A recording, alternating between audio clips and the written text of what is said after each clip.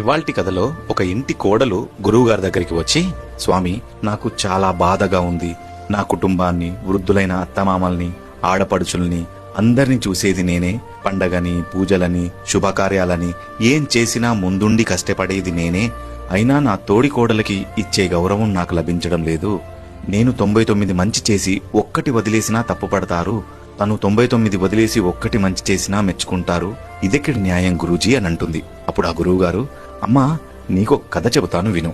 ఒక రాజ్యంలో ఒక రాజుగారి దగ్గర నకిలీ వజ్రాలు, అసలైన వజ్రాలు కలిసిపోతాయి. చూడడానికి ఒకేలాగా ఉండి వేరు చేయడానికి చాలా కష్టంగా అయ్యింది. రాజ్యంలో చాటింపు వేసి ఈ రెండిటిని వేరు చేసిన వారికి అడిగినంత పారితోషికం లభిస్తుందని చెప్పాడు. ఎంతో మంది తెలివైన వాళ్ళు వచ్చారు, చేయలేకపోయారు. కాని ఒక గుడ్డివాడు వచ్చి, నేను చేస్తాను రాజు అంటే నివ్వరపోయి ఆ వజ్రాల సంచి ఇచ్చాడు. అతను తీసుకెళ్లి కాసేపటికి రెండిటిని వేరు చేసి తీసుకొచ్చాడు.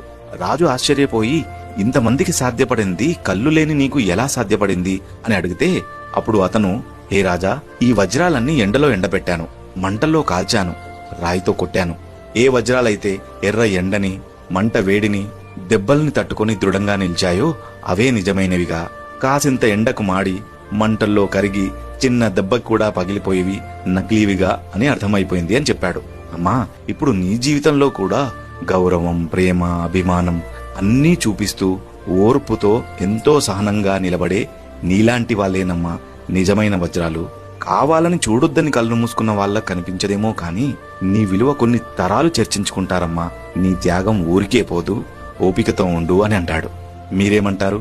అలాంటి ఒక వజ్రానికి ఈ కథను పంపించండి. మరిన్ని మంచి కథల కోసం లైక్ చేసి ఫాలో చేయండి.